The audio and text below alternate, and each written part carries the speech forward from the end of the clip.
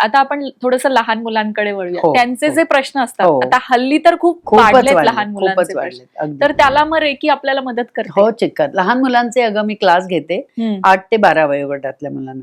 त्यांना काही अध्यात्म शिकवायची गरज नसते, त्यांच्यामध्ये अध्यात्म असतंच ऑलरेडी. काय आणि ऑनेस्टी पण असते. आपल्यापेक्षा ते ऑनेस्ट असतात. रेकी घ्यायची म्हटल्यावर ते ऑनेस्टली घेतात. आपण तरी एक्सक्यूज म्हणतो, आज नाही जमलं ग, पाहुणे आले. त्यांचं नसतं. आणि टीचरनी सांगितलं की नक्की ऐकतात. आईने सांगितलेलं नाही ऐकणार, पण टीचरचं ऐक. तर आम्ही 8 ते 12 वर्षापर्यंत, 12 नंतर ते स्वतःला अडल्ट समजतात. हो. मग मोठ्यांमध्ये बोलतात. तर त्यामुळे तर त्यांना त्या गोष्टी रूपात मी शिकवते की असं असं आहे वगैरे. आणि छान, आणि इतकं छान करतात ना चक्र ऍक्टिव्हेट करताना. ते गौतम बुद्धासारखे बसलेले असतात अक्षरशः. लहान मुलांमध्ये बेसिकली ना अध्यात्म तर खूपच असतं. आणि तिथे त्यांना अट्युनमेंट करताना बसली तरी लिटरली अगदी बुद्धासारखे शांत बसले असतात. फक्त सांगितलं असतं की मी सांगितल्यावर डोळे उघडायचे, तोपर्यंत अतिशय छान. आणि मग ते त्यांना आम्ही विचारतो की काय वाटलं तिकडे, तर अतिशय सुंदर अनुभव शेअर करतात. मला जांभळा रंग जास्त दिसत होता, चक्रांचे रंग दिसतात आणि खरंच दिसतात. ते लहान मुलांना जास्त लवकर दिसतात. ते टोटली एनर्जीशी फोकस असतात आणि कनेक्टेड डिवाइनशी ते असतात जास्त. आपल्यापेक्षा आपल्यामध्ये तरी खूप शंकाकुशंका आहेत. हो. याने काय होणार आहे, मला दीक्षा घेताना काय होईल का नाही होईल का, इथपासून बसलेलो असतो. तर ते लहान मुलांचे ते त्यांचे अनुभव शेअर करतात. नंतर तुला आणखी एक अनुभव शेअर करते. आपल्याकडे झालेत लहान मुलांचे क्लासेस. अशीच पहिल्या बॅचला 15 मुलं होती. सगळ्यांना जाड भिंगाचे चष्मे ऑलमोस्ट. कारण हे कोविडमुळे त्यांना सगळं स्क्रीनवर काम करायला लागायचं. आणि आता ते व्यसन लागलेले आहे, मोबाईलचं ऍडिक्शन झालंय. ते चुकीचं आहे. का चुकीचं आहे तेही सांगेन की सगळा त्याच्यावर आपल्या बॉडीच्या पार्टवर इफेक्ट होतोय रेडिएशनचा मोबाईल्समुळे. त्याचाही मी एक अनुभव सांगेन. तर एक मुलगा माझ्या क्लासला आला होता छोटा. तो म्हणाला की रेकी आजी म्हणतात मला आवडतं. मला 4 नातवंड आहेत मोठी आणि मी 75 वर्षाची झाली आत्ता परवा. तर त्यामुळे मला आजी म्हणून घ्यायला खूप आवडतं, पण आहे आजी. तर त्यांनी विचारलं की रेकी आजी तू मला ना ते ग्लासेस बद्दल, आय हेट दोज ग्लासेस असं म्हणला तो. म्हटलं ठीक आहे, मला हे ग्लास म्हणजे मला चष्म्याचा नंबर जाईल का. तर म्हटलं हे बघ ना, मी तुला 3 पॉईंट सांगते, तेवढ्या 3 पॉईंटला रोज सगळे पॉईंट घ्यायचे, पण 3 पॉईंटला तू त्या सांगितलं रेकी घेतलीस तर तुझा चष्मा जाऊ शकतो नंबर. अरे बाप, हो, एवढं सांगितलं. फक्त खूप करायला पाहिजे, पेशन्स ठेवून. भरपूर जेव्हा वेळ मिळेल तेव्हा रेकी घ्यायची. आणि खरोखरीच त्या मुलांनी त्याच्या आई घेऊन आली तेव्हा सांगितलं मला की हा मुलगा जेव्हा वेळ मिळेल ना तेव्हा तो काही नाही अभ्यास करून झाला की पहिलं 10-15 मिनिटं रेकी घेईल, परत खेळायला जायच्या वेळेस 5 मिनिटं घेईल, आल्यावर परत दिवसभरात ना 2-2.5 तास तो रेकीमधनं असायचा.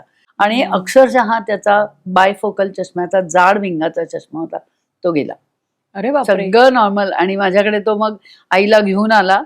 ती म्हणाली मला तुला यायचंय, मला तुला भेटायला आणि तुझ्या विद्यार्थ्याला भेटायचं. म्हटलं बरं. कॅडबरी घेऊन आला होता आणि मला दिली आणि मला म्हणतो की बघ. तर मला लक्षात नाही आलं याचा चष्मा. मी चष्म्याचा नंबर गेला माझा म्हणाला. तर ते आई घेऊन आली होती. अरे बापरे. खूप मस्त वाटलं, खूप छान. तर असे मुलांमध्ये आणि अभ्यासामध्ये 20-20% फोकस झाले. म्हणजे 80% असतील तर 92%. कमी जितके असेल त्याच्यापेक्षा 20% मुलांच्या अभ्यासात फोकस वाढतो, स्मरणशक्ती वाढते आणि जास्त कॉन्फिडन्स वाढतो की मी हे करू शकतोय. लहान मुलांना तर खूप उपयोग आणि they become more and more kind आणि लव्हिंग. टुगेदरनेसची भावना त्यांच्यात जास्त होते. तुझं माझं हळूहळू कमी होतं 2 भावंडात वगैरे. असं लहान मुलं बसतात का पण ते करण्यासाठी? छान बसतात, आपल्यापेक्षा छान. अगदी. फक्त त्यांना आम्ही गोष्टी रूपात आणि थोडा दंगाही करू देतो जरा त्यांना. मग त्यांना काही त्यांच्यामधले डिवाइन क्वालिटीज असतात, तर मग आम्ही सांगतो त्यावेळेस की हा चल कोणाला काय काय येते करून दाखवा. म्हणजे मग त्यांना ते गोष्टी रूपात कनेक्ट होतात. अगदी छान, खूप सुंदर अनुभव आहे. आणि आता गरज आहे लहान मुलांना गरज आहे. तुम्ही म्हटलात की मोबाईल, तर त्याचा म्हणजे आपल्या रेकीच्या ह्याच्यामध्ये हो, रेकीमुळे फायदा होतो की ऍडिक्शन आहे. कारण मुलांना ऍडिक्शन म्हणजे कंटिन्युअस मोबाईल हवाय. आता माझ्याकडे आलेले काही पेरेंट म्हणतात की आमची मुलं आम्हाला धमकी देतात की मला नाही मोबाईल दिला तुम्ही गच्चीवर उडी मारेन. असं चाललंय. म्हणजे केवढं भयंकर चालू आहे. म्हणजे म्हणून हे सांगावंसं वाटतं. ऍडिक्शनच झालं. ऐकतच नाही त्यांनी. कुठून तरी घेतात. फ्रीजवर ठेवला तर तिथे 2 स्टूल घेऊन चढून घेतील. तर कुठेतरी मला हे सांगायचंय की हे खूप जरुरीच आहे.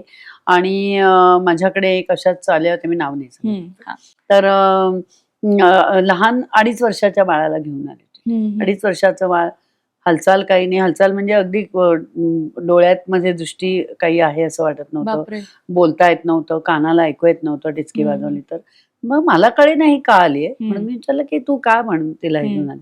तर मला म्हणाली आता मी म्हटलं तू डॉक्टरांकडे घेऊन गेलीयस का त्यांना, पहिलं हम्म. डॉक्टरांकडे घेऊन जा. ती म्हणली मी डॉक्टरांकडे घेऊन गेली आहे आणि डॉक्टरांनी सांगितलंय, पहिला मला प्रश्न काय विचारला असेल तर ह्या बाळाच्या हातात कितव्या महिन्यात तुम्ही मोबाईल दिलाय, ऐक. एवढंच फक्त सांगितलं.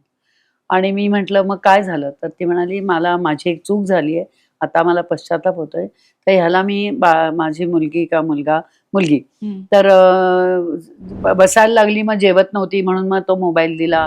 मग मीच तिला असं कर तसं कर, सर्फिंग कर, कानाला लाव, हे गाणं ऐक ते गाणं ऐक, असं करून मी तिला रेकी द्यायची आणि ती छान राहायची.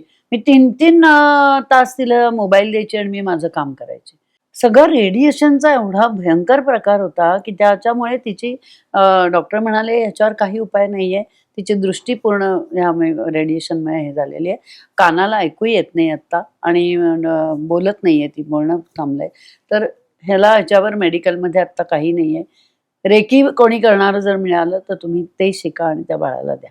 डॉक्टरांनी सांगितलं. माझ्याकडे हजारो डॉक्टर्स हा. शिकून गेलेले आहेत, अक्षरशः सर्जन मोठे मोठे. हम्म. तर त्यामुळे त्यांनी एवढंच सांगितलं. ती एक परगावहून आली होती माझ्याकडे. हम्म. तर ते सांगितल्यावर ती म्हणाली की तिला म्हटलं मी तुला शिकवते, तू घे. पण म्हणाली मी तर शिकतेच आहे, पण मी आता पुढच्या आठवड्यात माझ्या आई वडिलांना पाठवते इथे, कारण मला जॉब मिळालाय. तर आता आजी आजोबा बघणार आहेत, हम्म. तर त्यांना शिकणं जरुरीचं आहे, म्हणजे ते बाळाला देतील. ते आजी आजोबा येऊन आपल्याकडे शिकून गेले. आता टर्न बाय टर्न 6-6 तास वगैरे असं त्या बाळाला सांभाळताना ते रेकी देत असतात सगळ्या हम्म. पॉईंट. आणि गेल्या 8 महिन्यात खूप चांगले रिझल्ट मिळायला लागलेत. त्या बाळाचं बोलणं थोडं सुरू झालंय, दिसण्यामध्ये टेस्ट केल्या त्यात फरक आहे, कानाला नॉर्मल ऐकू यायला लागलंय. कितीतरी फरक आहे ना.